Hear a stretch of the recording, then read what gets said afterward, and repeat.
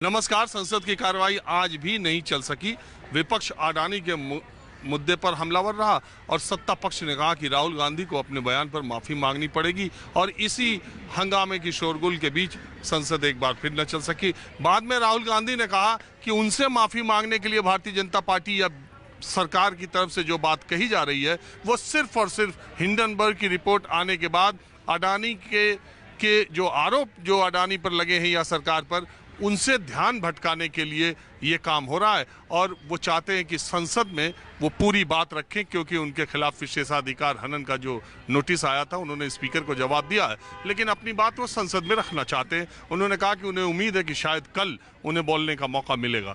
ये जो दो मुद्दे हैं वो धीरे धीरे बहुत गर्म होते जा रहे हैं। 2024 के चुनाव तक ये हिंडनबर्ग की रिपोर्ट और अडानी ग्रुप का जो घाटा या जो उस पर एक एलिगेशन लगा है, ये या भ्रष्टाचार के खिलाफ जो ईडी सीबीआई की जांच हो रही है, और इसके अलावा जो राहुल गांधी ने देश का अपमान किया, ये बात बीजेपी कह रही है। 2024 के चुनाव तक कौन सा मुद्दा जनता के जहन में ज़्यादा बना रहेगा, यही जानने के लिए आज मैं बिल्कुल आम लोगों के साथ एक बार फिर, वैसे तो मुझे गाँव की तरफ जाना था लेकिन कुछ कारणों से मैं जा न सका, तो दिल्ली में ही हूँ। तो आप कहाँ से हैं? मैं मयूरिया फैशन दिल्ली से हूँ। तो मैंने जो बोला आपने सब सुन ही लिया मोटे? बिल्कुल सुन लिया जी। तो मोटे तौर पर आपका क्या मानना है? देखो, बीजेपी गवर्नमेंट जो भी कर रही है अच्छा कर रही है। अडानी जी ने जो भी किया है वो अच्छा कर रही है, पर ये अडानी जी ने जो भी किया अच्छा। हाँ, मतलब जो भी हुआ है उनके साथ जो भी हुआ है वो अच्छा हुआ। हाँ, मतलब पब्लिक का पैसा था, गवर्नमेंट का पैसा था, जो ऊपर से नीचे आया अडानी जी, मतलब कहीं ना कहीं तो कुछ ना कुछ कमी तो है ना। आपको लगता है सरकार को इसके बारे में जवाब देना चाहिए? हाँ बिल्कुल देना चाहिए, कौन नहीं देना चाहिए, जवाब देना चाहिए। आपको लग रहा है सरकार जवाब नहीं दे रही? नहीं दे रही है जवाब। हाँ, नहीं दे रही है जवाब।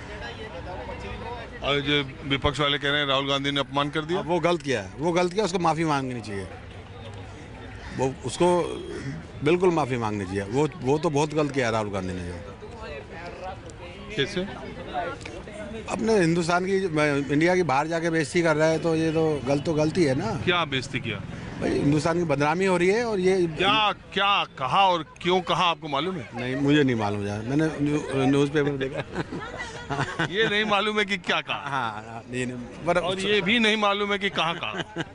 बाहर किया है बस बाहर गया और बेइज्जती किया और हाँ, देश का अपमान किया और सरकार का अपमान किया। हाँ बिल्कुल। क्या कहा, कहाँ कहा, क्यों कहा, इससे कोई लेना बाकी भाई साहब बताएंगे।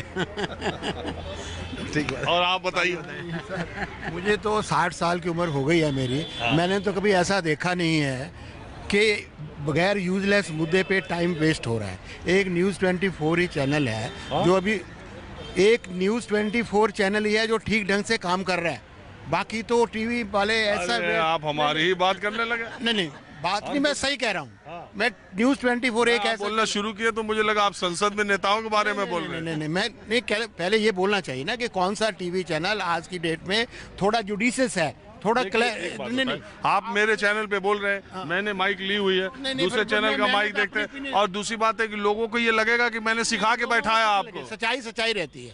अरे लोगों को लगेगा मैंने सिखा के बैठाया। लोगों से कुछ नहीं लेना हमने देना, मतलब कि ऐसे यूजलेस मुद्दों पे टाइम वेस्ट हो रहा है। हमने तो कभी देखा नहीं है। राहुल गांधी माफ़ी मांग ले। अरे क्या माफ़ी मांग ले, उसने क्या कह दिया? यही तो कहा कि भी सीबीईडी एरा वगैरह जो है ना, लोगों को तंग कर रही हैं, डेमोक्रेसी डेंजर में है। इसमें क्या गलत है? वो यहाँ भी बोलते हैं, सब लोग बोल रहे हैं, तो उसने क्या गलत बोल दिया? जब मोदी जी बाहर जाके बोलते हैं कि 70 साल में तो इंडिया का बेड़ा गर्क हो गया, हाँ जी, और किसी ने कुछ नहीं किया, अब हमें मेरा शर्म से सिर झुकता है, तब तो बेइज्जती नहीं होती। अब राहुल गांधी जो ठीक बोल रहा है उससे बेइज्जती हो गई है।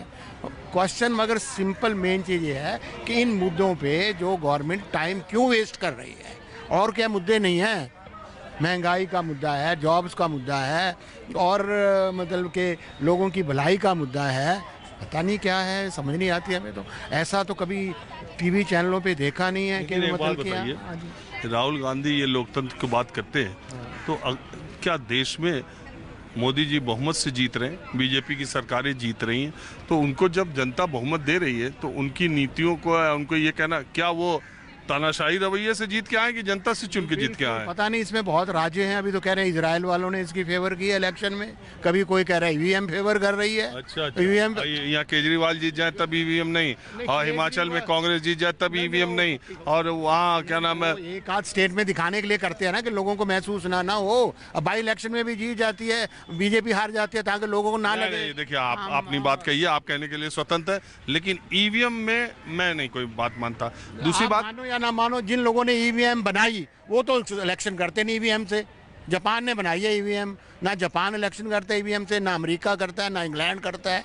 तो मशीन ही तो है ना, मशीन को तो इधर उधर किया ही जा सकता है ना। तो इसमें क्या बात है, बैलेट पेपर से करा लें।